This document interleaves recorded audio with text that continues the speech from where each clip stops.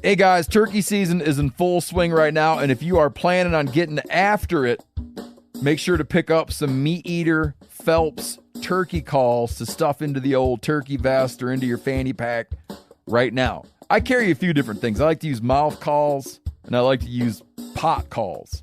Mouth calls or diaphragms, I like them because it gives you hand-free calling, meaning when you're working a bird up close, you can have your gun on your knee, finger on the trigger, ready to roll, and still be making turkey sounds.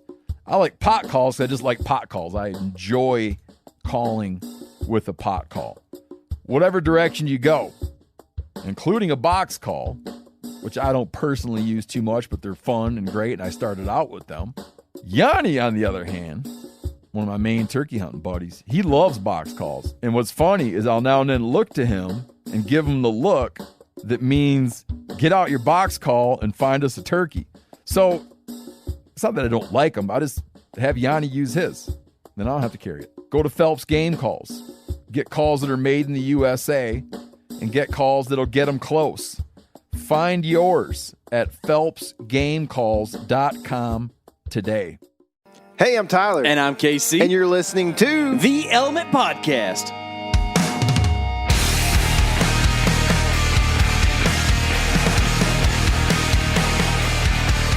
What's happening, all my woods people? It is the summertime. It's hot. And this is another version of a summertime element podcast where we're trying to figure out what to talk about. We are relying heavily on our listenership in this one, KC.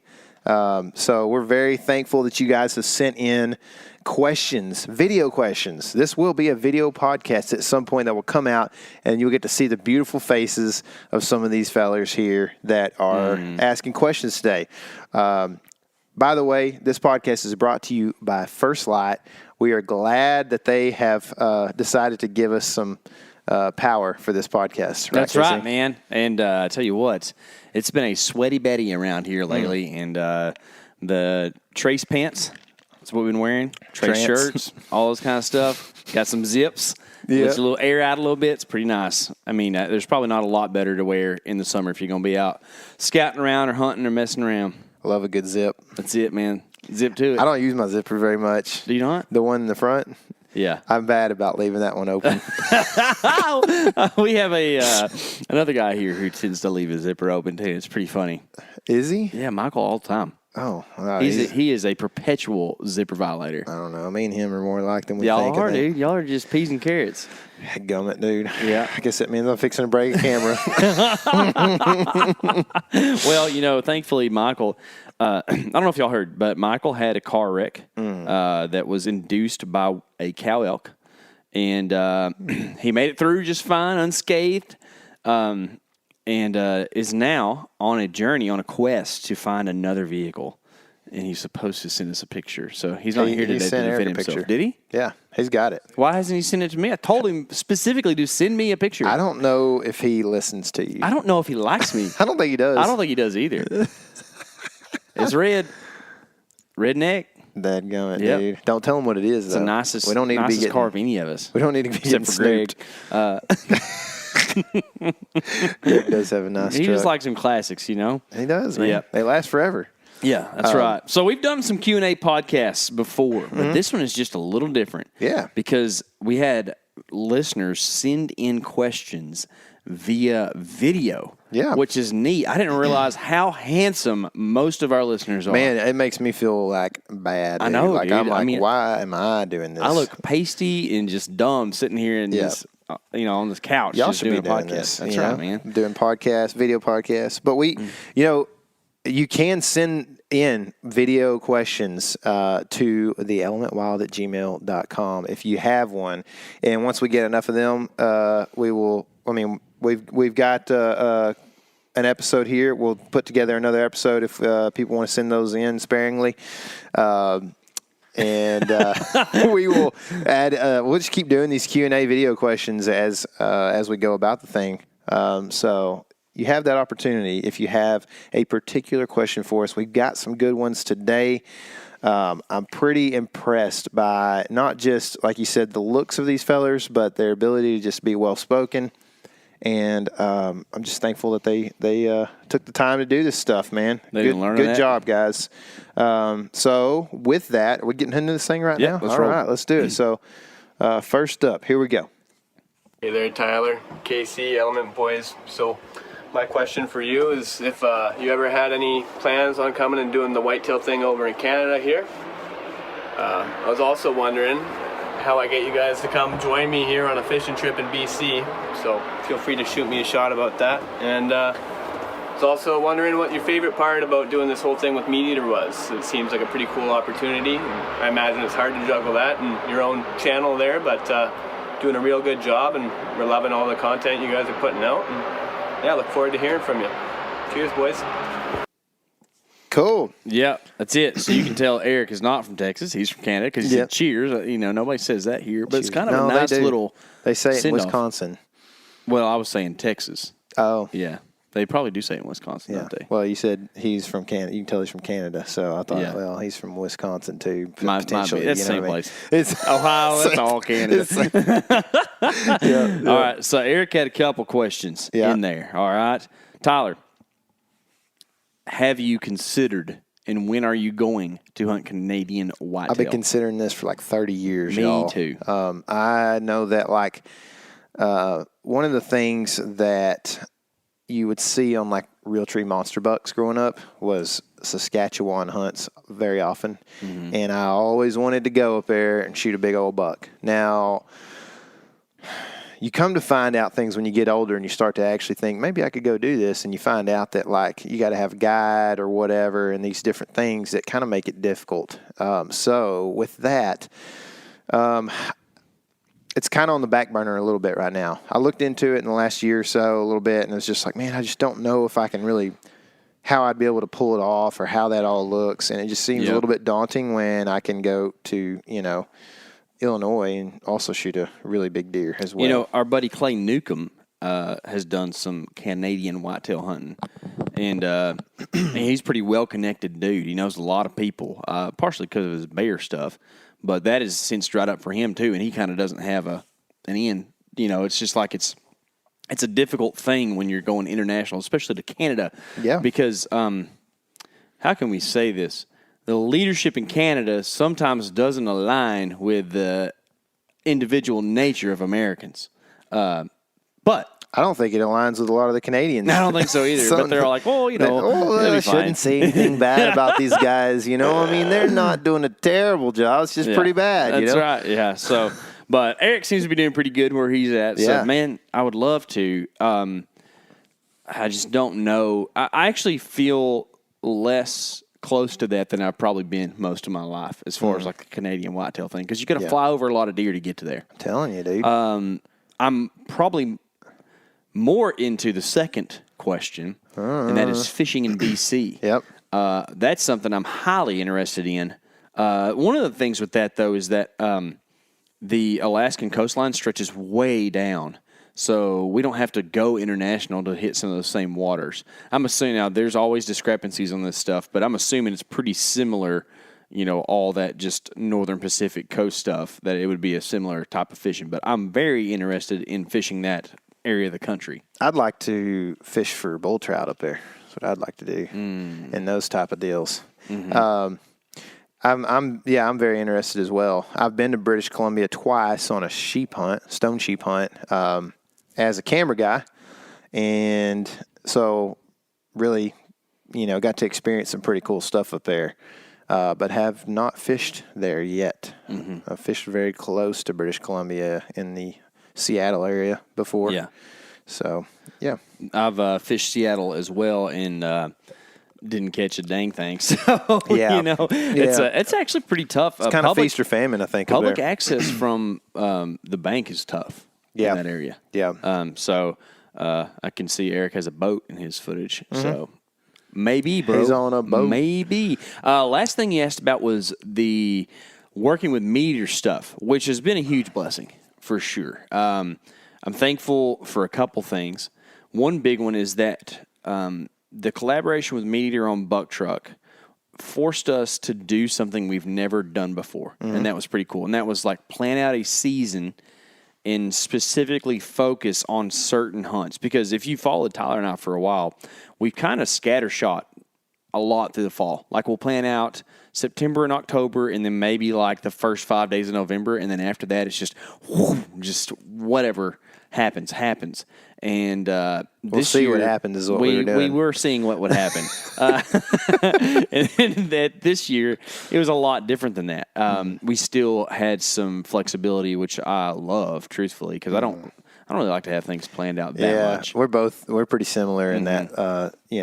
There's probably a little difference there, but like overall, you and I are very much like, man, we want whenever the opportunity arises, we want to be able to go. Let's go. I mean? Yeah. So, but I think that the buck truck stuff specifically forced us to hunt specific areas at specific times and be creative with production and kind of be together. Yeah, exactly. That's a huge point, man. Yeah. Because in the past a couple of years before that, we were able to, if I tagged out here, I'm going to move 6 hours to a different state or whatever and hunt for a few more days before I go home.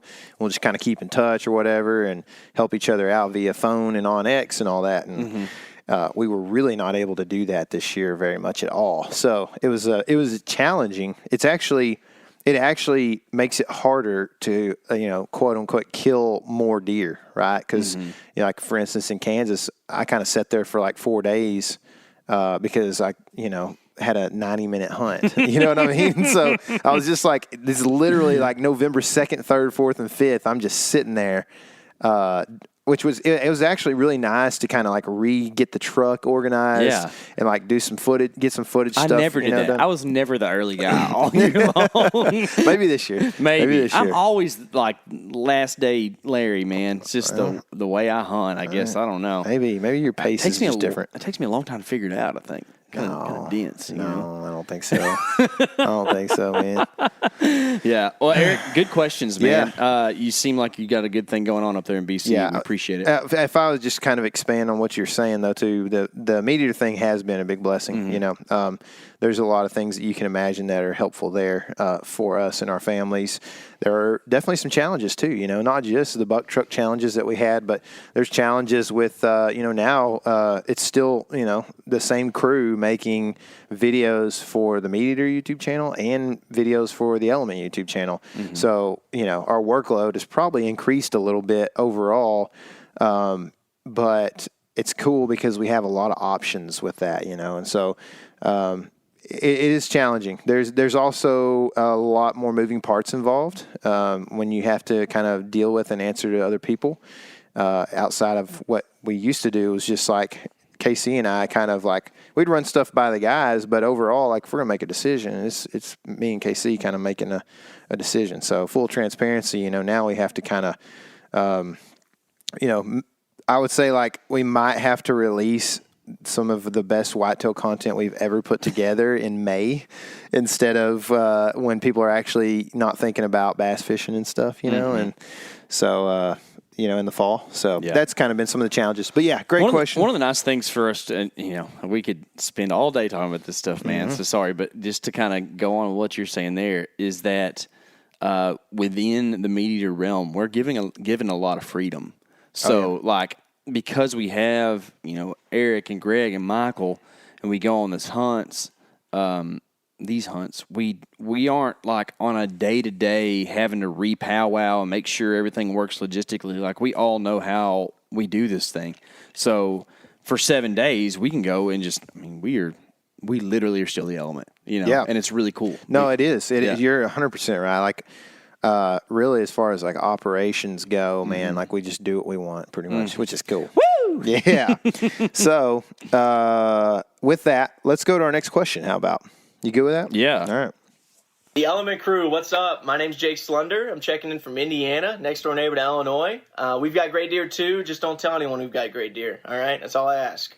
You guys are killing it though. The YouTube videos, the buck truck, your hog hunting videos. My brother just moved to Greenville, up the road from y'all, so he's already got some access to hunt some hogs. I'm itching to go down there and give it a shot. But I turned him on to you guys, told him to check out some of your videos for some of that Texas pub. I know it's tough to handle down there. But look, you guys love the Lord most importantly, and that's just so encouraging to me And every time I tune into one of your videos, man, it's just awesome to see fellow brothers chasing after the same kind of interest. And man, it's so good. It's so awesome. But my question to you guys is, I'm hunting a lot of wetland areas up here, and I'm fortunate enough to do it. It's just difficult at times, whether that's a river or a creek separating a couple parcels. What's some kind of stuff that you guys are looking for in marshes or maybe floodplains that might flood out, might not, just dependent upon what kind of weather is thrown our way? You know what I'm saying? I appreciate it. Thanks. Awesome, Jake. I don't know how you figured out how to say Greenville. Dude, he has to have some local knowledge. Has to, for dude. sure. His brother be filling him in. Well, there is a southern thing where, like in Tennessee, they do the "vul" as well. Nashville, Shelbyville, stuff like Shelbyville. that. Yeah, it's a tough one. No, God. That's how they do it. I think you just put a biscuit in your mouth and say it. Yeah. So, but mouth he is did a full. good job on that, man. I bet you his brother was like, "Hey, man, I just so you know, they say it when you're down here." Yeah. Yeah. But It ain't Indiana, Greenville. yeah, For sure, that'd be Greenville. I don't know, man. Indiana is like a pretty good melting pot, Don't especially let that southern Reed fool part. you. Don't let Reed Do you fool think? you. Do you think he's got like? Is there this persona, or is that just? Who it, knows? man? Who knows, man? Who knows? I don't know. So, was there two questions? He there? he No, pretty it was much one has a solid Yeah. question about hunting wetland areas. Oh, yeah, that's right. And then some of those may flood annually, and some things to look for in those situations. We deal with that stuff. We don't deal with a ton of marsh stuff down in here or down here in Texas in the Greenville area, but we deal with that when we travel out of state some. We dealt with it in Illinois last year. If you saw the Illinois version of the buck truck, that was very much a swampy situation. Yeah, I don't know if I understood what a marsh was until we go out of state. Around here, a marsh is like a marsh area. It's like It's like the edge of a lake. yeah, exactly. It's kind of marshy over there, but you go to some of these places, especially the flatter part of the country, you'll have acres and acres and acres of this stuff that's just monotonous, just brushy, wet stuff. I think when I think about marsh hunting, one of the first things that I look at is I go onto OnX and I am looking at these marsh areas. What I assume is that a buck is going to bed in some thick like cattail habitat a lot of times in those marshes that I think a lot of times enables the buck to escape quickly and move quickly. So it can't be like what you have to find on the map, I think, is you have to find trails because they're not, if there's not trails in those cattail marshes, if you're looking at cattails on the map and there's not trails in it, there's probably not deer using it. So you got to figure out, like, there's going to be spots that like stay wet and the deer are probably not going to bed there. And then there's going to be like sometimes a small margin where it's dry and then there's like maybe the lack of cattails and it's a tall grass, but it's not as tall as cattails. It's easier to maneuver. And there will be like a straight up on that transition, there will be a trail that goes down the edge of that thing. And so the idea is to be able to shoot deer moving on those trails in the rut. But also if you're hunting like pre-rut, knowing that those trails, like, say these trails kind of come, for those who are watching on video, they come along the edge of this thing, and then there's this one little dip in that's kind of like a little cove in the reeds or whatever.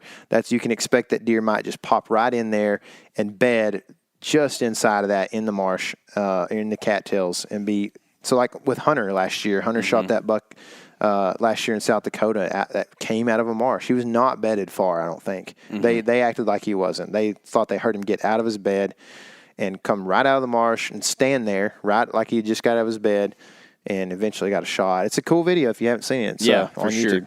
I think that on the flooding areas stuff is something I have some insight to, and you do as well.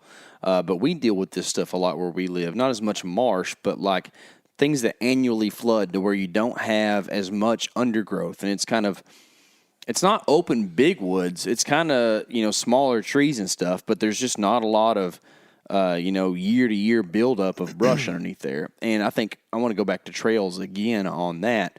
This reminds me of a place that we hunt here in Texas that it'll flood in the winter at some point in time, but it doesn't stay flooded for a super long time.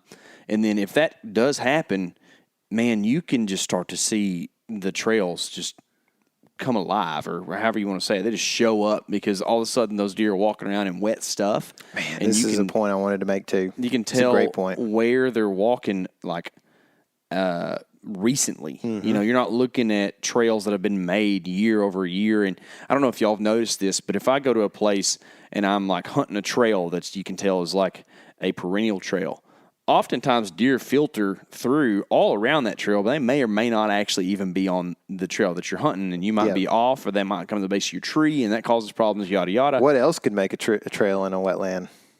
Beavers. That's right. Yeah. So that can be confusing. And like what KC's saying is, you can see in mud. I was doing this last night, legit on the map last night, and you know where I was looking. I was looking at stuff that had recently flooded, and you can see, like, in certain muddy areas where, like you said, it had been flooded long enough that there wasn't vegetation there.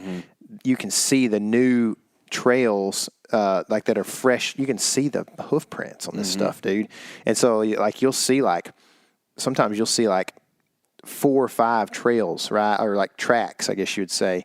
But like one of them is pronounced, and that's the one you probably want to be on. And who knows, you want to make sure you're looking at the right time of year and that kind of thing. But yeah, exactly. It's a great point, man. And really, this is one of those times where the most recent information is pretty pertinent as well. Like, if you're looking at a place that's an aerial snapshot on OnX or whatever you're using to determine where the trails are, and it's a floodplain, well, every new flood just recreates that thing. So you probably need to go in there and see what the trails look like at that moment. Yeah. So some in-person, in-season scouting is pretty hard to beat in this situation. And at that point, you can confirm whether it is a beaver trail or not. Yeah. But the thing that we were talking about just a second ago with the mud and actually seeing tracks, that's a good way to also confirm whether a trail is a beaver trail going through a marsh or, an actual deer trail. You can tell, too, if you do enough map scouting and compare this stuff to deer trails in the field, right? Like, that's a really important portion of map scouting. I want to emphasize that,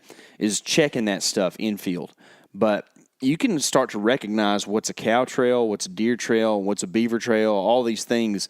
And I mean, even not checking it, but you can look in like central Minnesota, and it's obvious what is a beaver trail, even though it's a trail, and you're like, oh man, look at all those trails. Like, if it's not like weaving around, or if it's like really broken looking or something, like that is not deer doing that. Deer have a specific way that they do stuff, and they're really, really lazy about it, where cows tend to choose a little bit more of a straight line. Beavers are more sporadic, because what's a beaver doing on a trail? He has no destination in mind. He's eating stuff. Yeah, he's like, it's everywhere, right? So deer are going to just be the more, well, of course, the lighter trails, but also the ones that kind of meander and go through the just least resistance. Yeah, for sure. So I guess in marsh and wetland stuff, we hunt a lot of floodland stuff, especially locally, that is like, it's got trees, so you can't see the trails. But in marshes, trails are key, man, like, because that is where they're going to be. And so then you can start to put together other, parts of the whole thing, and another thing, you want to make sure in those marshy areas that you've got your access nailed, because you could end up running into some deeper water than you wanted to, or just getting, straight up blocked out by just huge marsh of cattails or whatever. So definitely keep that in mind. And then, on that lowland stuff that floods, periodically, another thing to think about is like what's causing that to flood. And, well, it's probably a creek or river system. So just straight up in the rut, just being where you can, catch deer going in and out or up and down those river systems, and finding the pinches along that river system that help you to get a shot with a bow. You know what I mean? So kind of some thoughts there. Great question, man. I like your shirt too, dude. It's a cool shirt. Anything else? I'm good. Let's go on to the next one. Hey guys, it's Keith Layton here in Michigan. Hey, when I watch the buck truck and I see how mobile you guys are using a tree saddle, you're able to kind of find a piece of land, jump out, set up, and go hunt. For someone that would be new to the tree saddle game, what advice could you give me And what gear should I look to put in my pack that first time around as I learn how to hunt out of a tree saddle? Thanks, guys. Okay, so I'm thankful I wrote some notes about this because I was just looking at that giant 8-point that he I had know. behind him I was right thinking the same there. thing, dude. That's a big toad. deer. It's like, damn, he's asking us for advice. Yeah, I know, man. Okay, so he is thinking about getting into mobile hunting, specifically saddle hunting, and some gear he might not normally carry that he would want to carry as a saddle hunter, and just other thoughts, right? I'm guessing he's a tree stand hunter I'm guessing so. or like a climber or something like yeah, that. something like that. So, yeah, I mean, it is confusing. Saddles are confusing if you haven't ever looked into them, like what I can you need. remember before. Yeah. So, like, we know Chad at Cruiser Saddles really good, right? So we're friends. He showed us how to do stuff, but before we like had those kind of powwows with him, I was like, what is all this stuff? What is it? What's a tether? What's a bridge? You know, it seems really confusing, but essentially, like you're saying, you need to understand the concept a little bit more than you do like what the names of the different stuff is. And it's not that hard, right? Yeah. Like once you get into it. Yep. And you can make it complicated if you want to. And some guys like to do that because some guys are like, gear nuts about that kind of stuff, and that's fine. Tyler and I's application, which is what you were asking about, is a lot more practical. We just figure out a tree that we want to get in, and we figure out a way to strap ourselves to that tree and hook that to our saddle and stand on a platform. So I guess one of the things to keep in mind is if you want to be a saddle hunter, you need more than just a saddle most often. Some guys do a thing where like they do their sticks, which is like how you climb the tree, is this, the sticks that you put on the tree. If you're a climber guy, then you don't use those yet. So that might be a thing you have to add. And some guys stand on the top of their last stick and hunt. It's not very comfortable. We use a platform that you stand on. It's like a little small tree stand. And then you sit in your saddle. And really, I guess one of the big things with a saddle is that instead of facing away from the tree, you're usually facing at the tree. So it changes the way you shoot quite a bit. You are still going to be strong on your offhand, right? So out of a saddle, it matters even more, though, because if you're a right-handed shooter, you're holding the bow in the left hand, everything on your left is going to be where you want to set up like your most anticipated direction deer are going to be, right? Things are the hardest off your right shoulder behind you.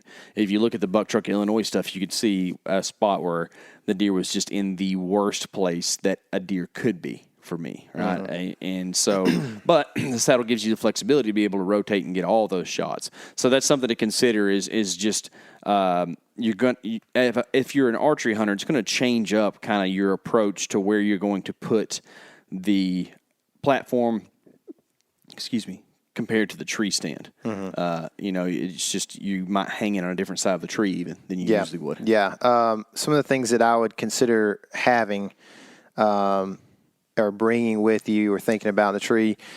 One, I put my cell phone in my left back pocket most of the time. And if you do that with a saddle on, you cannot get that thing out of the pocket hardly. Right. It is so hard. So, like, make sure that that's sitting, I usually have, like, cargo pants of some sort, whether they've got cargos on the side or the front. Depends on, where they're made or whatever, I guess. But putting stuff in those pockets is what I would definitely consider doing. So, like, for instance, your phone. I usually have, like, either my wind checker I will put in a pocket a lot of times. Usually I carry 2 ropes. One is what Casey and I call a public land hanger. We made these things a long time ago that are like plastic carabiner with like 10 foot of paracord attached. You still to use it. that thing? Oh yeah, Really? I use it every time. That's cool. And so I basically just tie a slip knot and tie that around the tree and hang my pack on that. Mm-hmm. And then I have a pull rope as well. And those go in my pockets, my cargo pockets, so I can get to them as I climb up, right? While we're on that note, you keep going. I'm just going to insert, because I asked you that. I don't do that anymore because I've got to where I like to use, I have that First Light whitetail backpack, and it has a strap built in that you can put around the tree and buckle in. And I like that thing a lot. I use it a lot, and then I don't have to do the deal you're talking about, but that has more flexibility because you can change the size up more, and and hang other stuff besides just a pack on it. Yeah, it works. You know, it's what I just am used to. So I have that, and then you know, really to me, I'm not like the saddle stuff just doesn't. The platform doesn't bother me, but I know some guys like you like a stiffer soled boot for that, for the platform, because you're kind of standing and / leaning the whole evening. But I usually am pretty flat on my platform, and I would say probably have more, if I was to think about it, more of a flexible ankle in the boot would be good, so that you're just not like having to just go on a 90 the whole day. Yeah, that's not fun. So, which the rubber boots work pretty good for that, which is not a stiff sole boot at all. Yeah. So, you know, depending on where you're hunting, if you're hunting public land or whatever, then you're going to want some sort of hanger for your bow. And, you know, that's going to be, I use rubber wire stuff a lot to hang stuff on. I also have for my lineman's belt. So the two things you use to attach yourself to the tree are either the lineman's belt or the tether once you get kind of set up. As you're going up, usually I use the lineman's belt. And I've got a little like foot-long rubber wire piece that I hang off of one of the molly straps in my saddle. And so when I get done with that, there's no stuff sack to try to work it into or anything. It's easy for me just to take that rope and fold it into like, you know, little foot-long pieces and then wrap the rubber wire around it, and it stays tight and it doesn't make noise hardly ever. I mean, I never have really any issues with it. It's a really quick way to just get rid of the rope and go tether into the tree and be good. You can get those mechanical Prusik knots that will help you just be quicker to make adjustments when you're using your tether or your lineman's belt. I actually put it on my lineman's belt and don't have one on my tether just because I feel like it attaches to the carabiner. It's a little loud in my opinion, so I don't really love it on my tether, but I'm thinking about going back to it and maybe just using some tape and stuff to kind of quieten it down, because really there are the best thing about a saddle, in my opinion, is they're like multi-axis upon which you can like move and get shots in holes in the woods, right? And so with that, you're gonna have more ability to get those shots if you can pull the tether in and out really quickly and adjust how long it is to either lean back, or, you know, even like if you're gonna shoot like your 6, a lot of times you can turn around on your platform and go safety belt, you know, or seat belt over the shoulder, and you would need to adjust and tighten that potentially. So with that, I'm thinking about going back to it and just trying to quiet down that system, but I didn't use it last year. It just doesn't adjust very quickly if you don't have the mechanical Prusik on there. So those are some things to think about. Also, another great thing about the saddle is that we can go in and walk for several miles and not feel guilty about not using our tree hanging, you know, setup, and we can hunt from the ground. And even I hunted this past week when we were hunting Axis, I hunted from the ground, no platform, but sitting with a saddle. So I hung in a tree, ground level, and just leaned back from that tree because we didn't have seats with us or chairs with us. So, and it worked. I mean, we had deer at 25 yards that didn't see us, you know. It's pretty spooky. Interesting. Yeah. Yeah. So one of the things to consider if you do start saddle hunting is that in the tree, you kind of want to do a little swinging and swaying every once in a while. So you just kind of have to keep that in mind, you know, just be cognizant of that being an issue. But otherwise, I mean, there's not a lot of drawback to a saddle. I mean, I think the ones we use are super comfortable. It's still not a like huge big old tree stand that you can get real comfortable in, you know. And I'm a leaner too. So there's like sitters and leaners in saddles. I think the sitter guys get a little bit more comfortable, but at the same time, I feel better about shooting in the leaning stance. So that's what I usually stick with, and it's just easier to set up. But the fact that you can just get in any tree just makes it such a huge benefit, man. It's nice, man. Those little platforms fit. You can be real uncomfortable, but you can be hunting the right sapsucker. If you watch South Dakota Buck Truck, I was super uncomfortable. I was holding myself kind of sideways. That's the one thing about it is like, you can get into a tree, but your rope might want to pull you because the tree's leaning one direction, and you wouldn't be able to put a tree stand there. But so you can get in that tree, but you're going to be uncomfortable. Yeah. And so I was in the right tree, and I had a deer at 10 yards. You know it's what I mean? not often that the comfortable guy is the one who's killing the deer. No. From time to time, but like there's a little discomfort involved with getting after them. Cold weather, whatever. It could be a bunch of different things, right? Yeah. So, good question. You want to move on to the next one? Yeah, sure. All right, here we go. What's up, Element Podcast? Micah Thompson here from Belton, Texas. My question is going to be a would you rather scenario. So the question is, would you rather kill a buck on every trip you get to go on, out of state, and then one in Texas, either public or private, but it can only be between 115 and 130 inches? Or would you rather kill one buck a year, but it's a booner? Try to answer this question from the mindset of you don't know what you get to kill every year.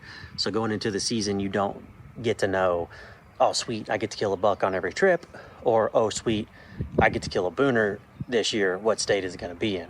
All right, let me know. Cool shirt, bro. Micah. This is a tough question.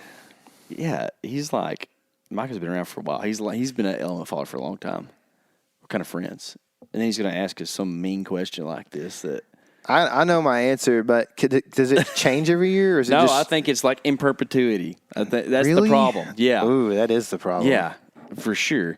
I mean, I'm with you. Go ahead. What's your answer? Well, let's just say... if it's in perpetuity, it might change my answer. I know, but here's the problem, okay, is that, I like to shoot big bucks because I like big old antlers. But one deer doesn't feed my family. So then there's this whole And now that you're on Meat Eater's team, you can't say anything about that. I can't say anything about antlers, right? Nope. Oh, man. All right. I have to answer first? To manipulate his question a little bit, we're going to do in perpetuity, and then we're going to do just for this year. Okay.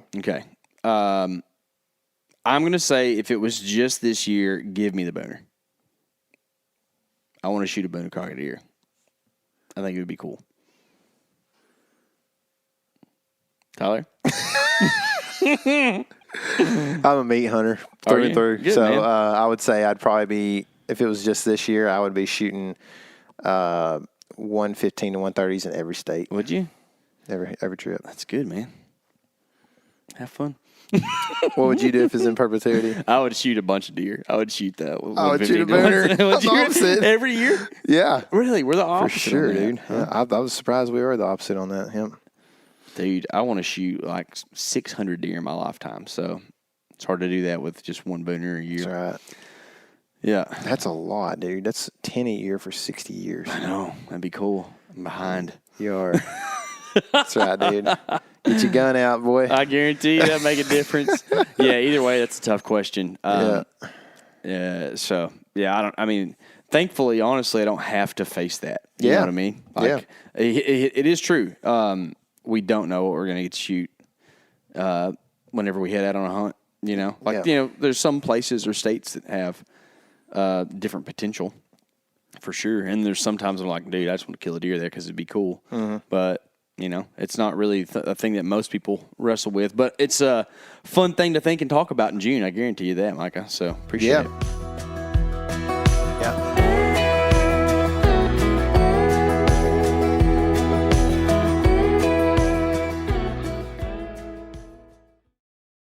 Hey guys, turkey season is in full swing right now, and if you are planning on getting after it, make sure to pick up some Meat Eater Phelps turkey calls to stuff into the old turkey vest or into your fanny pack right now. I carry a few different things. I like to use mouth calls, and I like to use pot calls. Mouth calls or diaphragms, I like them because it gives you hand-free calling, meaning when you're working a bird up close, you can have your gun on your knee, finger on the trigger, ready to roll, and still be making turkey sounds. I like pot calls because I just like pot calls. I enjoy calling with a pot call. Whatever direction you go, including a box call, which I don't personally use too much, but they're fun and great, and I started out with them. Yanni, on the other hand, one of my main turkey hunting buddies, he loves box calls. And what's funny is I'll now and then look to him and give him the look that means get out your box call and find us a turkey. So it's not that I don't like them. I just have Yanni use his. Then I don't have to carry it. Go to Phelps Game Calls. Get calls that are made in the USA and get calls that'll get them close. Find yours at phelpsgamecalls.com today.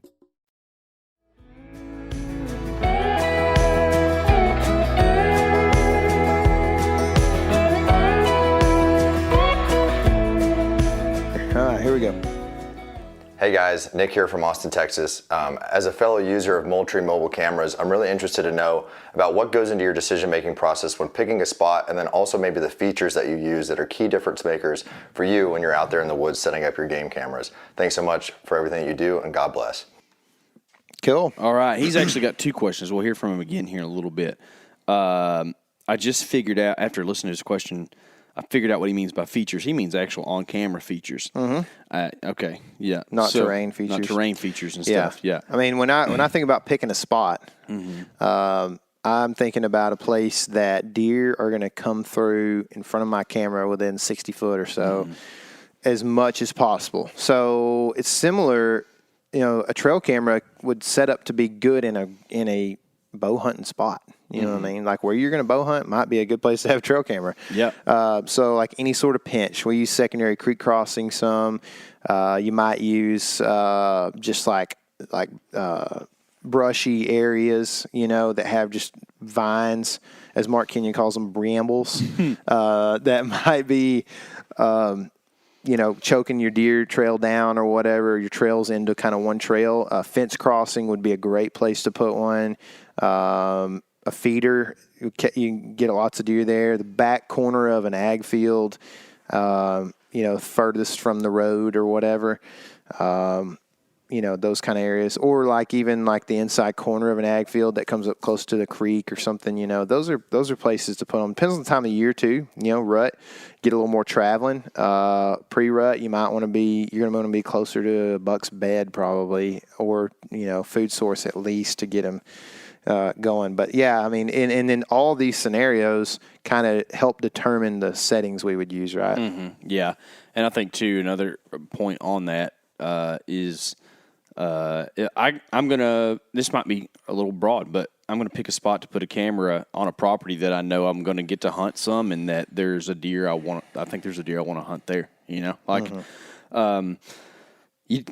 these cell cameras nowadays aren't as expensive as they used to be, but it's not just a cheap thing that you can just fling everywhere, right? So it's good to pick a good spot that's going to actually, do you some good to have a camera in there. And then, to go into the features thing, one thing with cell cameras that I don't think people realize is that the settings on that camera are just like a regular trail camera, except, and I think this is for all brands, not just Moultrie Mobile, but I think as that camera is trying to upload that picture, that camera then becomes neutral until it gets the picture uploaded. So you need to keep that in mind whenever you're setting up your camera as far as the resolution you're going to use, and compare that to the amount of service you have there, or if you're going to do video versus picture or burst. If you do a burst and you have the 24 megapixel setting on there, and you do a 3-picture burst, well, that's going to take a lot more bandwidth to upload than just a single. And in fact, I've done this in a place where it's sketchier service. And what are those new cameras? The Edge cameras, they just pick up any service, right? So it doesn't have to be Verizon, AT&T specific. But you still are hanging those in really sketchy places and low service areas. In fact, locally where we pig hunt, I do not have cell phone service. That's what I said on the video the other night. Yep. But the camera works, which is awesome. Except that's still probably a pretty high workload because the top upload speed down there is real low. So I think we have those all set for the low megapixel setting so that those pictures will get out. Because, you might have it on a single trigger, but a hog walks in front of it, and if you have it on like video, say for instance, something super heavy, it's going to take that thing who knows how long, and you're going to miss a ton of information of stuff that walked by. Because I don't know if y'all know this, but if you ever sit near your trail camera on a hunt, you realize how much goes on outside of what is captured on the camera. Anytime you get a picture of a deer, you have to assume that, an exponential amount more things happened while that deer was in there. And for instance, I go back to buck truck in Oklahoma. I had that deer on camera one time while we were in there, but I know the area and I know how much that deer was using that thing. And the fact that he was in there once, I was like, oh, he's around. And then go in there and hang and shoot him like the first time. Daylight, baby. That's it, man. So I guess what you're saying is, especially like during the rut, you be careful about the stuff.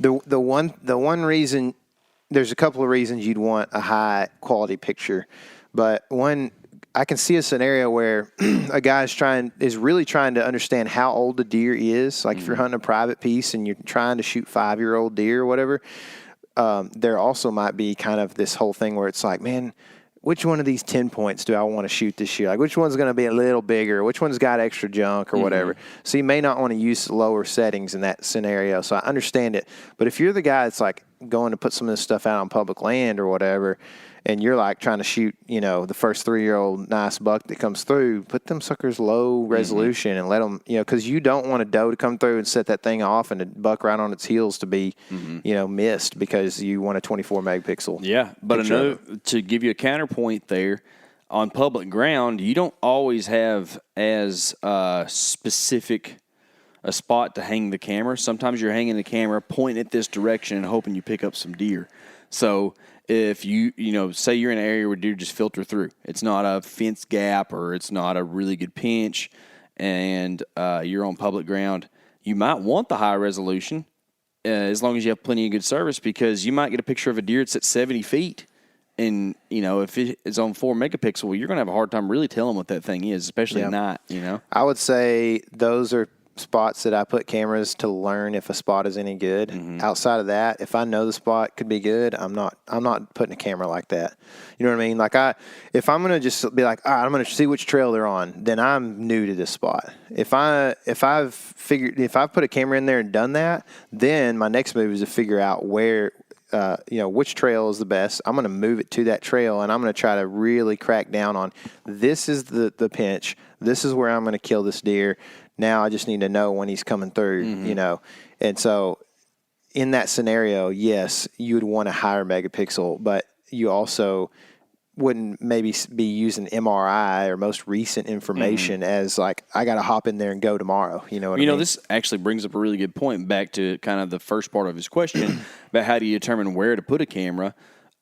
With cell cams, one of the ways I turn to put a cell cam there is if it's a place I don't get to visit very often, or it's really hard to get to. And that's kind of what you're bringing up there is like, it's one of the reasons it takes us forever to hang a trail camera sometimes because we're not going to be back here for 3 months. Yep. It's got to be perfect. Yes, that's right. It has got to be on the money where you hang it. Can't miss high, can't miss low, can't miss left, right. And, that's right. It's got to be the right settings. It's got to be, is it going to flood here? Because if there's a creek system nearby, we might hang this thing 6 foot up or higher, even on private stuff, you know.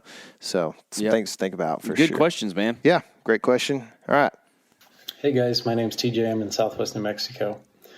My question is about starting to scout for pre-rut whitetail in late season.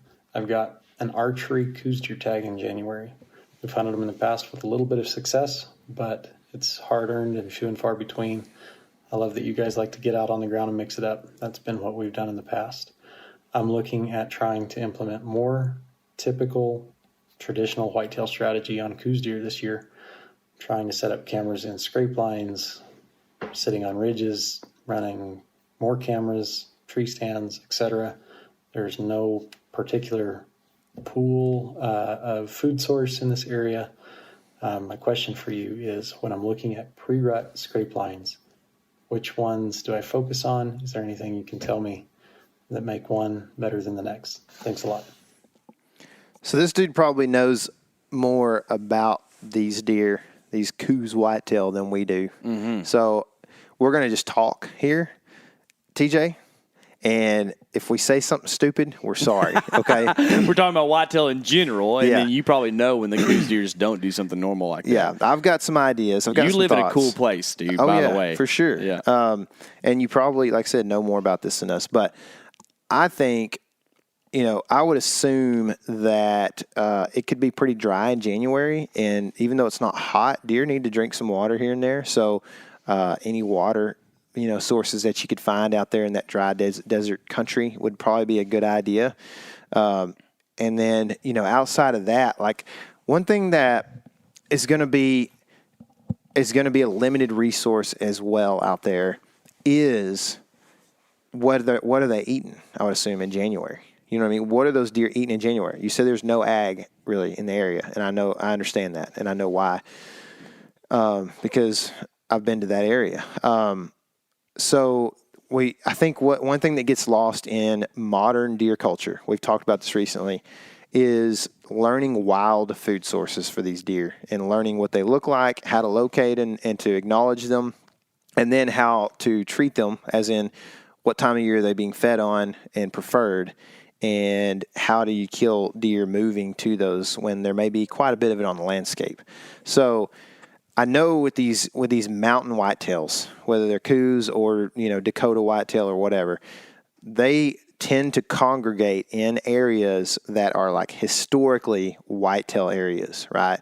It's not like, it's weird, but you'll see whitetails in a group here that's in like a 3-mile radius, and then they won't be the next 15, and then there'll be another group over there. And, and sometimes they're as Brennan Rhodes would say, spattered across the landscape, but they tend to be in these like groups, and they hang out in these areas. And I don't know if you have figured this out, but there's a reason, and we may not be able to see it or notice or recognize it, but there's a reason that they like that spot. And I think it has to do with a lot of things: the shelter, the food, the elevation, the water, and all those things probably play into each other in some form or fashion as well.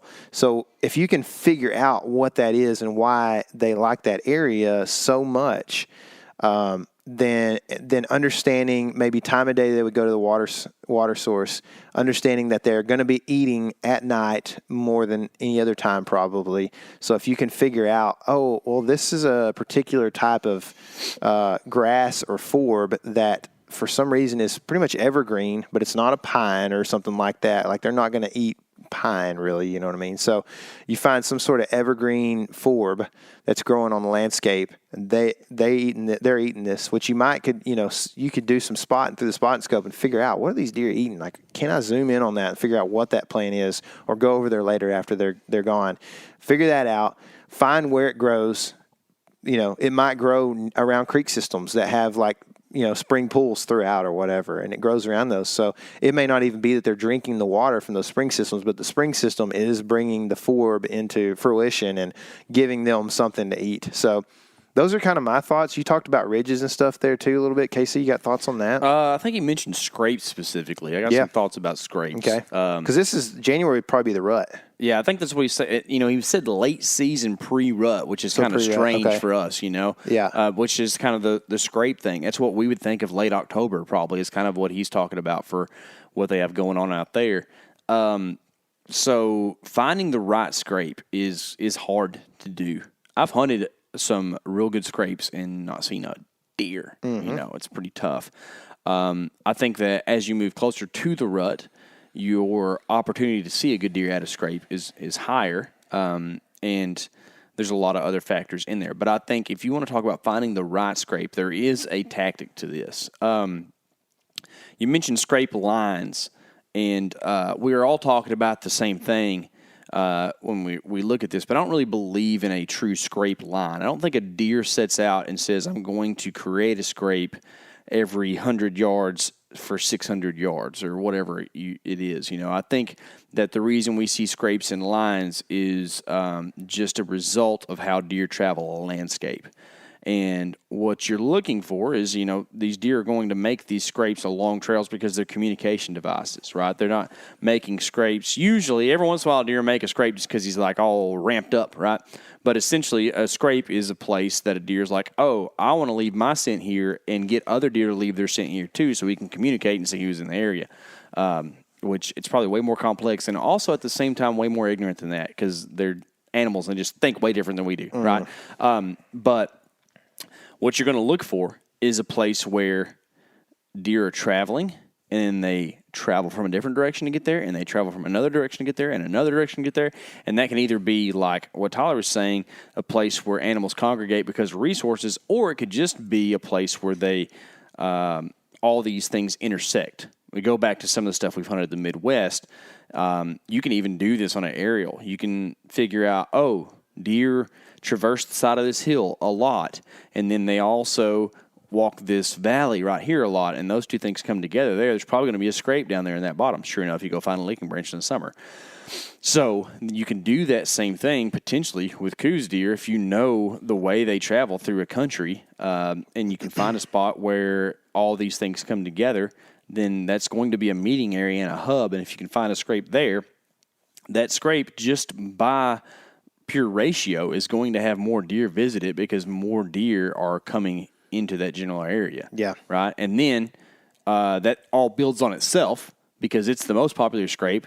And then by the time the end of the rut gets here, that thing's the size of, a couch. Mm-hmm. And whereas those ones that just popped up that weren't in very good places, they kind of die out. Mm-hmm. We ran into this last year in Illinois in buck truck.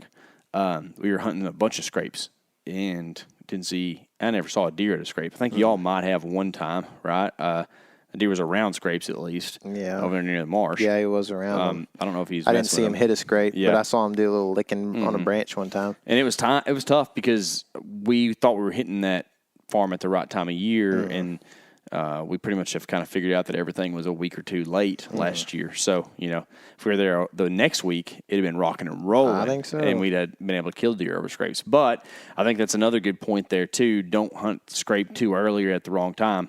Like if it's not rocking and rolling yet, it might be a good time to hang a camera, on that scrape and figure out when deer start to daylight on them because that's a big deal. If they're only using them at dark, you're just going to bump deer going in and out of there. Can you use cameras in New Mexico? I think so. Arizona's a place you can't, but I don't know for sure. Yeah, I mean, just multiple trails or variables that intersect at a place. Mm-hmm. Fence lines. If there's a trail going up and down a ridge system, and then there's also a small saddle in that system. That's where two trails are going to intersect, right? Mm-hmm. If you can find a licking branch there, that's a good place to be, man. But yeah, KC is right. You need to find the best one. And then on top of that, or outside of that, we are by no means coos deer hunters. Mm-hmm. So if we didn't clarify good enough, just maybe reach back out, send another question in. We'll try to re-hit this question again, and maybe we can help you out a little bit more. I'm sorry if we didn't do a great job, but that's kind of that's how we would do it on Dakota whitetails, right? I'd be interested to see people experiment with some more whitetail, like eastern whitetail type tactics on coos deer. Yeah, more, for sure. More rattling, more grunting, but just hunt them aggressively. Because I know the Western style of hunting, specifically rifle hunting, is to sit back, watch, and try to pick a shot. And I think that there's potential, at least. I'm not sure if it'd work or not, but to go in there and get aggressive, cover ground, try to call those things in, could be fun at least. Let us know how it goes, man. All right, next question. Hey, y'all. This is Walker from North Texas. My question is, so we've been out here hunting this property for a little bit, and we see hogs on the trail cams just about every night. But then when we get out here trying to get on them either from the blind or on a spot and stalk, we can't seem to find them. What do y'all recommend, or what are y'all's tips for getting on hogs whenever you can see them on the cams? So it was 2 nights ago that I went hog hunting. And this is something you have to think about when you got a trail camera on a feeder. Is that hog looks like he's coming in from a certain direction, and he is likely checking the wind on that feeder, or those hogs, right? But especially like some of the older pigs, they're going to try to get the wind before they actually come in. So if a hog looks like it's coming from the west, then it's probably because you've got a southeast wind. And if you're in North Texas, you're going to have a lot of southeast, especially this time of year. So if he looks like he's coming in from the west, it's probably because you got a southeast, and he's just trying to get the wind before he comes into that feeder. But the thing is, he is bedding where he wants to bed. It doesn't matter which way he looks like he's coming in from. He's going to bed where he wants to bed, and it may not be a straight line into the feeder. So just understand that, right? So what I would assume is happening is you guys are getting smelled on the way in. That's my assumption. You recently have kind of dealt with this where we didn't know where that boar was bedding. We had a big boar coming in down there at Brian's, and like every time you went, he wouldn't show up, right? And it was because we just couldn't figure out where he was bedding, but we were spooking him on the way in somehow. And that place you have to pretty much access from one cardinal direction. So it's just almost impossible to get the pig killed there, but that's just what you have to deduce after you've been messing around there for a couple hunts when everything works out except the pig doesn't show. And that's just not fun, right?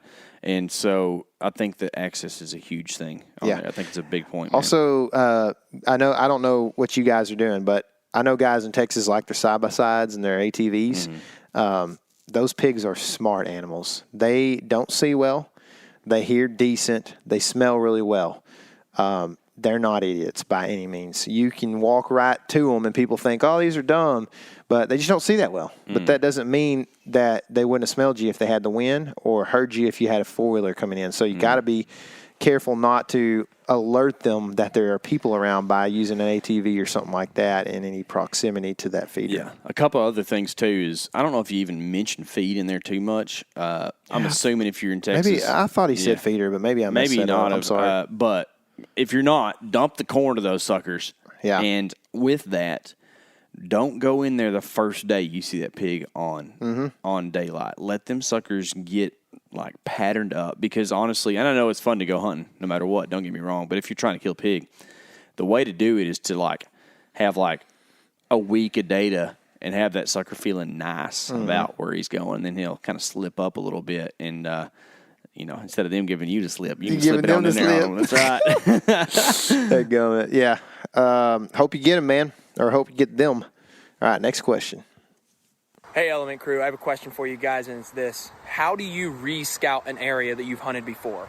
What I mean is that things can change from year to year, whether that's environmental factors, food source, water source, deer patterns, whatever. If you're going into an area where you have previous knowledge, how do you re-scout that same area without letting your previous knowledge affect your opinion too much?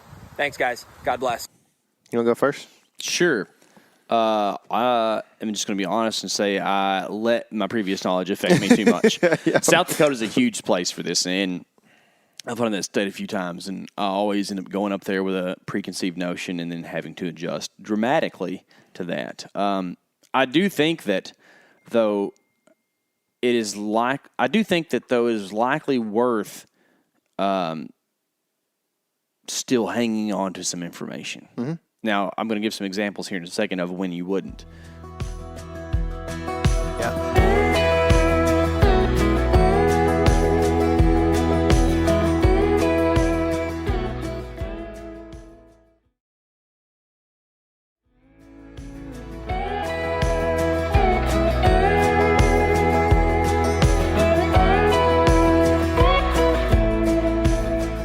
But at the moment, I think that, like South Dakota, you're going to a place that's far away, you might as well go see if it's still happening the way you thought it was, and then get there, and you're going to go in there, scout, hunt, whatever, and you're going to have to make notions off of what you observe anyways. So if you don't go off your preconceived notions, then you have no starting point as to which to build on or take away from. So that's kind of my thoughts on that is I'm still going to always about near use that. And if you don't have a lot of time, that might change a little bit, but I think that probably brings up the point of give yourself time to get there and learn new things and be able to go make some success happen after that.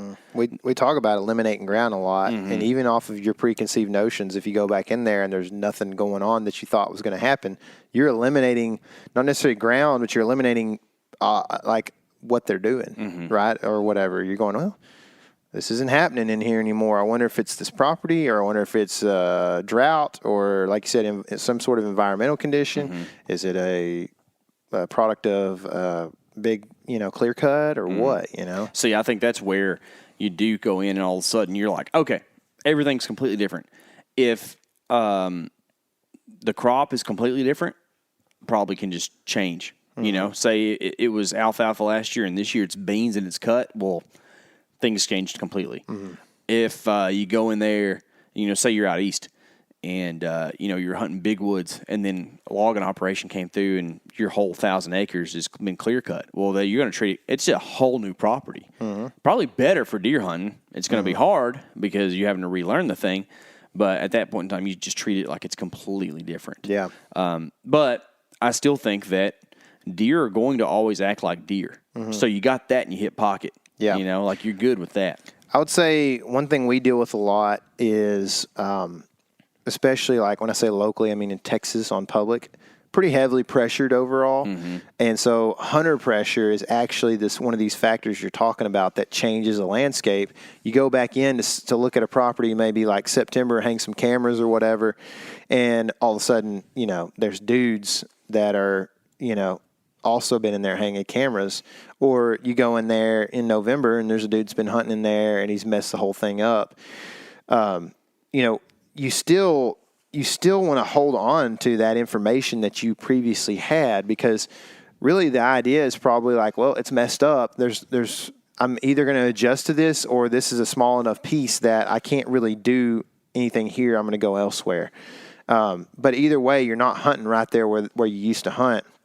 But what we've seen is an ebb and flow, and these guys will go into these properties and you'll have an entire year that's messed up.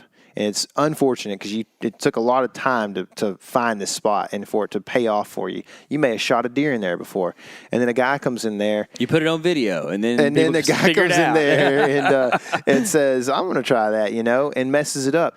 But guess what? He messed it up. He probably didn't kill a deer. You know what I mean? Probably not. If you were actually looking at statistics, probably didn't kill a deer, right? Guess what he's going to do when he doesn't kill a deer? He's like, man, this place kind of stinks, man. I didn't see nothing, Well, he wasn't hunting it right. He wasn't using the wind right. He wasn't hunting on the right wind. He wasn't accessing it right. He didn't sit in the right tree even to see the deer, right? So then he gives up, and the next year he's not back out there again, or he's at least not in that spot, And then you take all your preconceived notions and all of the things that you learned before, you apply them back again, year 2 or 3 or 4 or whatever it is, but the next year, and they're doing what they were doing before a guy was in there, because nothing else has changed environmentally. They haven't done a clear cut. They haven't done anything. We got, you would have, if you had crop rotations, you'd probably have the same crops you had the year that you were successful as you did, that next year, obviously 2 years later or whatever. So it ends up working pretty good for you. And I think like that, if hunter pressure is the issue and it's not environmental, you definitely need to keep those notions in there. And I think I'm with KC, just like overall, you have to consider everything and you got to be creative. So when you go into rescout, just start with the fact that this is what they were doing. Oh, I figured something out that's changed. Well, what would that do to these animals? How would this set them? If it's a food source change, how would that adjust where they are? Because typically if they're bedding, if you know where their bedding is and nothing's changed there, they're going to continue bedding there unless their food source literally moves like, a mile or whatever. Then they might bed closer. But still, even if it's a long ways from a food source, a buck is probably going to bed in a very remote spot that he was comfortable with before. So, you have to think about how does this affect deer, and like back to the coos deer conversation, deer are deer and they do deer things. So here's some ways to do this. Food, water, shelter, companionship. Yep. That's what they're looking for. They're best friends. You know what I mean? Romantic companionship. Okay, here we go. All right. Looks like this is the last question. And the GoPros are still running. That's good. We've still got video here, and that's good. So we're going to answer this question real quick, hopefully. Hey guys, Nick here from Austin, Texas. As a fellow user of OnX, I'm really interested to know what are the 2 or 3 key features that I might be overlooking when using OnX to optimize my time in the woods. Really interested to know your feedback. Thanks for everything that you guys do, and God bless. You and I, it's weird how like different but also similar we are a lot of times. And we end up like our map stuff is not that different from each other a lot of times. There's a little bit of different approach, I feel like, and a few different things. But the way that we look at like using OnX, like it's generally, I would say, less detailed than more detailed in like a functions and different things that you could look at and do, right? Yeah. Like, how much do you use the wind stuff? I don't use the optimal wind direction thing hardly Yeah. at all. I Now, don't if either. it's like preseason map scouting, I might mess with it a little bit, but I we about near have very few predetermined stand locations when we go places anyways.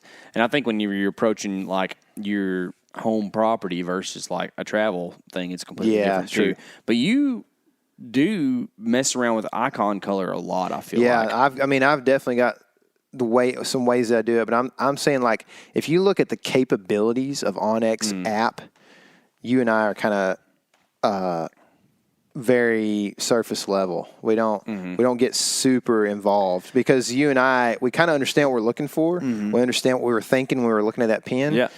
Well, I think that's how OnX has it designed too. Is it works for all hunters. Yeah. When we're specific, like traveling, sometimes public land, whitetail hunters, it's like there's some specific things that are really detailed that we use, but I'm not going to really use the prairie dog access layer too much. Right. Yeah. I mean, that's right. It's so capable. Like, the app can do some awesome stuff, and we'll occasionally use stuff like, whatever, CWD zones or burns or whatever. But overall, you and I will go in and find good places on the map, and I think this comes back to how you and I like to keep our options open. It's like when we put a pin down, like we don't like something to tell us that you can't hunt it on this wind. Oh, yeah, you know exactly. what I mean? Yeah, because it's like, well, maybe I do want to do that. Because you never know what direction that deer's coming from because you're from out of town or whatever. Right. But I do have some that I think that help me a lot with our scenarios quite a bit. The line distance with 2 fingers, I'm using that thing a ton nowadays. It's a huge help. Used to, you had to like go in, select the tool, line distance, click here, and it'll tell you the distance. Well, now you just take 2 fingers, hold them down on the map, and it'll tell you the distance between those 2 fingers. It's a huge thing. And then also distance to waypoint, I use for that quite a bit too, especially spot and stalk on pigs because we know where they're at sometimes. So, some of these monotonous river bottom stuff that we hunt, you kind of know the feeders over there, but at the same time, is it 400 yards or is it 200 yards? I'm not exactly sure right now. So. Well, remember in Arkansas, and this y'all see, y'all won't see actually this didn't actually make the cut, but y'all see the Arkansas buck truck video here at some point. And I remember you bedded a deer the morning I killed, and we were going to go back to that deer, and I remember using that distance to waypoint from where you assumed that deer bedded, and that was definitely helpful. Yeah. It would have been real helpful if we'd have believed in it. I know. You know what man. I mean? Well, that was a strange thing. And like Tyler said, might be on the Jones cut of this thing. But at some point in time, this buck was locked down with a doe, and I had to get within 35 yards of him before he got up. Yeah. He would not move. Yeah. It's weird. Yeah. So what else do you use? So I have, here's my thoughts on this whole thing. It's like I have a process.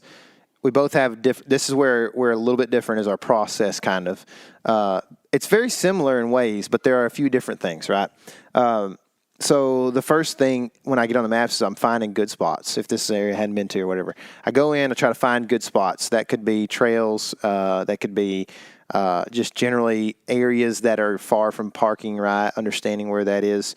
That could be, I'm looking for, acorns, or I'm looking for a food source, and then bedding that relates to that. But then when I put a pin, I use notes all the time, and I don't use them every time. But when I put pins, most of the time, at the very least in the caption, I will put what I'm thinking. If not in the description, I will put in that caption, like, this hunt's on a north. That was what I was thinking. So that'll help me when I go back to that spot, instead of just being like, oh yeah, it's a cool trail. I was thinking this, or, half mile from ag, so hunts on the north or whatever.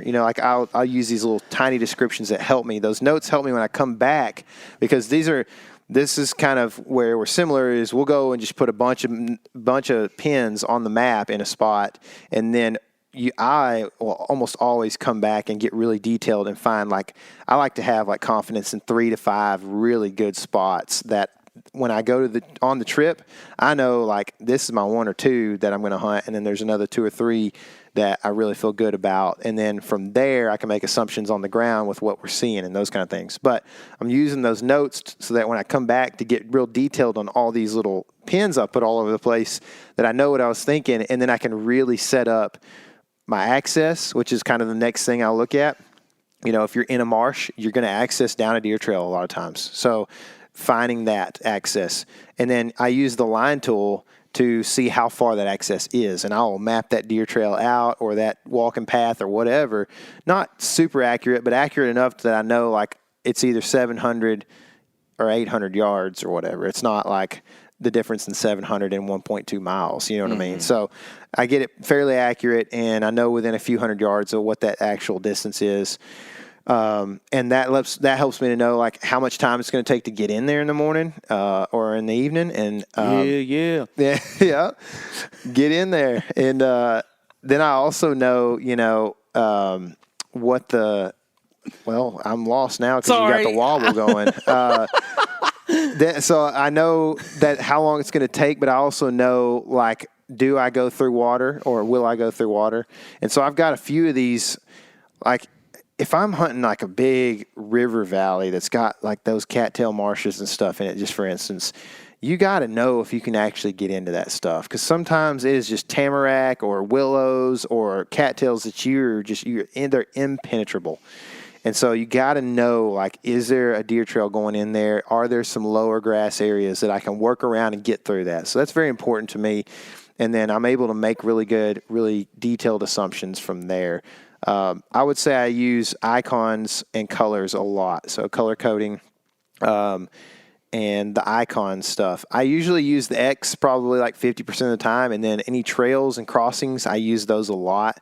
Like, oh, this is a trail. So, you know, I'll use the tree stand I typically think of those as tree stands for myself. If somebody else's tree stand is there, then I will mark it as not my tree stand. You know, somebody else's tree stand is in there as my description.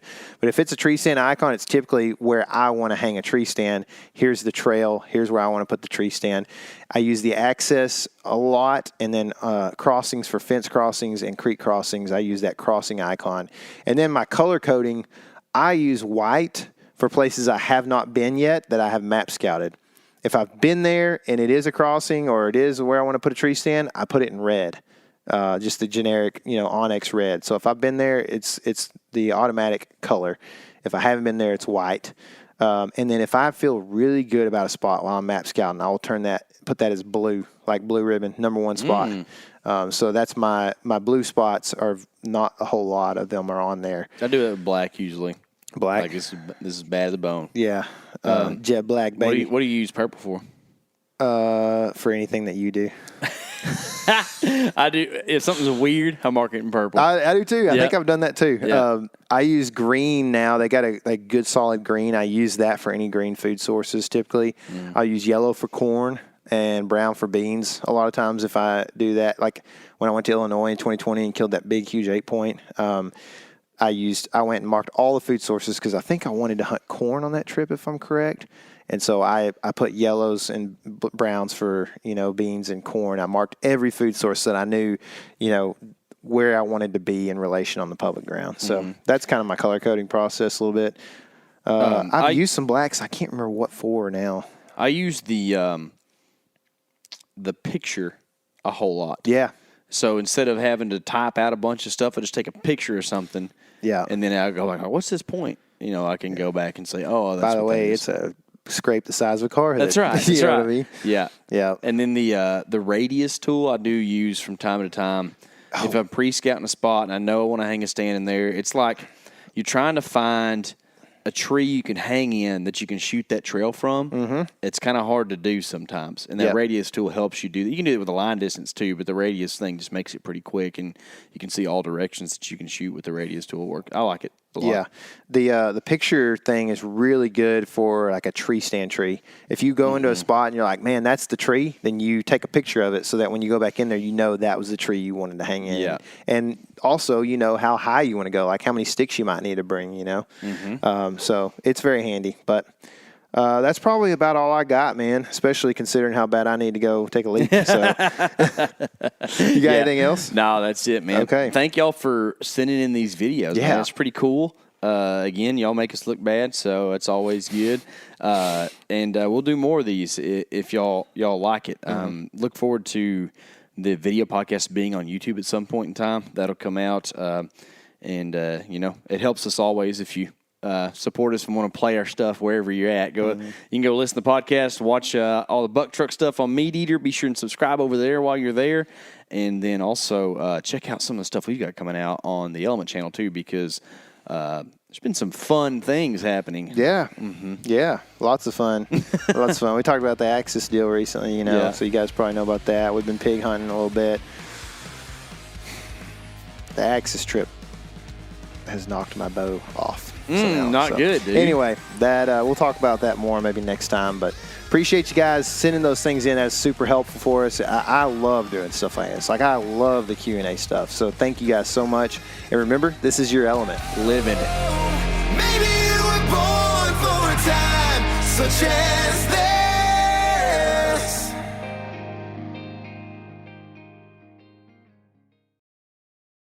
Hey guys, turkey season is in full swing right now, and if you are planning on getting after it, make sure to pick up some Meat Eater Phelps turkey calls to stuff into the old turkey vest or into your fanny pack right now. I carry a few different things. I like to use mouth calls, and I like to use pot calls. Mouth calls or diaphragms, I like them because it gives you hand-free calling, meaning when you're working a bird up close, you can have your gun on your knee, finger on the trigger, ready to roll, and still be making turkey sounds.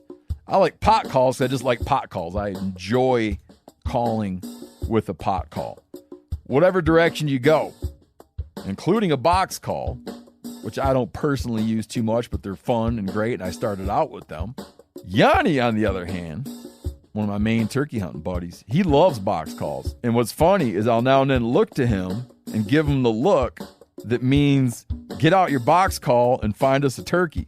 So it's not that I don't like them. I just have Yanni use his. Then I don't have to carry it. Go to Phelps Game Calls. Get calls that are made in the USA and get calls that'll get them close. Find yours at phelpsgamecalls.com today.